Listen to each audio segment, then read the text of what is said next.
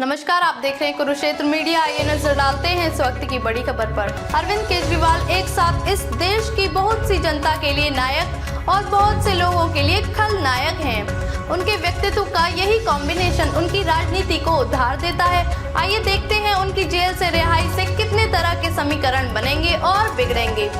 शराब घोटाले के आरोपी में जेल में बंद दिल्ली के मुख्यमंत्री अरविंद केजरीवाल को सुप्रीम कोर्ट से जमानत मिल गई है। जस्टिस संजीव खन्ना और जस्टिस दीपांकर दत्ता की बेंच ने अंतरिम जमानत का आदेश पारित करते हुए कहा, लोकसभा चुनाव इस साल की सबसे महत्वपूर्ण घटना है। करोड़ों मतदाता अगले 5 साल के लिए इस देश की सरकार चुनने के लिए अपना वोट डालेंगे। इसके महत्व को देखते हुए हम अभियोजन पक्ष की ओर से दिए गए उस तर्क को खारिज करते हैं जिसमें उन्होंने कहा था कि जमानत देने से राजनेताओं को इस देश के सामान्य नागरिकों की तुलना में लाभकारी स्थिति में होने का फायदा मिलेगा। आम आदमी पार्टी और इंडिया गठबंधन के नेताओं के लिए यह एक बड़ी जीत मानी जा सकती है। अरविंद केजरीवाल एक साथ इस देश की जनता के एक बहुत बड़े तबके के लिए जहां खलनायक हैं, वहीं एक बहुत बड़ी जनसंख्या के लिए नायक भी हैं। उनके व्यक्तित्व का यही कॉम्बिनेशन उनकी राजनीति को उधार देता है। आइए देखते हैं उनकी जेल से रिहाई से कितने तरह के समीकरण बनेंगे और बिगड़ेंगे। 2014 और 2019 के दोनों लोकसभा चुनावों में राजधानी की 7 की 7 सीटें बीजेपी जीतती रही है, पर इस बार स्थितियां अलग हैं। एक तो दिल्ली में कांग्रेस और आम आदमी पार्टी दोनों एक साथ मिलकर चुनाव लड़ रही हैं। दूसरे, अरविंद केजरीवाल की गिरफ्तारी से मिलने वाली सहानुभूति के चलते उम्मीद की जा रही है कि इस बार बीजेपी के लिए दिल्ली में सभी सीट जीतना टेढ़ी खीर है। पर 2019 में मिले बीजेपी को वोट आम आदमी पार्टी और कांग्रेस को मिले कुल वोट से कहीं अधिक रहा है। पर दिल्ली में पिछले लोकसभा चुनावों में दूसरे स्थान पर रहने वाली कांग्रेस ने तीसरे स्थान पर रहने वाली आम आदमी पार्टी से कम सीटें लेकर यह साबित कर दिया था कि अरविंद केजरीवाल ही दिल्ली का चुनाव अभियान लीड करने वाले हैं।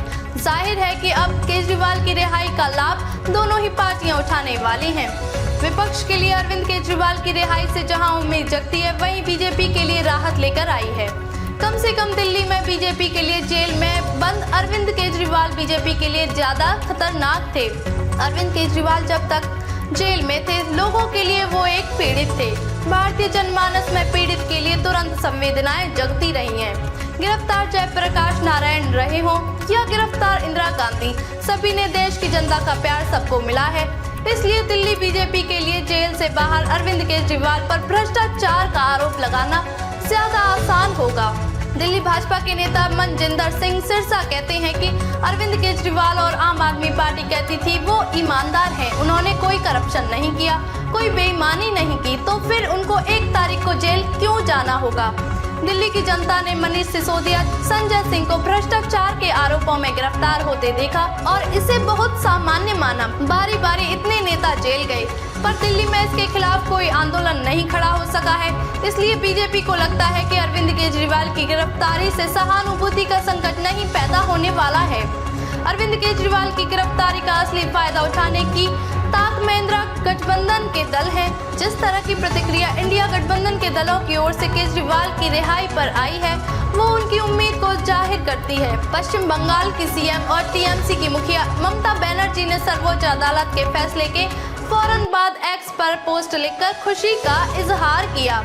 उन्होंने लिखा, मैं बहुत खुश हूं कि अरविंद केजरीवाल को अंतरिम जमानत मिली है। मौजूदा चुनावों में यह बहुत ही मददगार होगा। शरद पवार ने भी तुरंत खुशी जाहिर की है।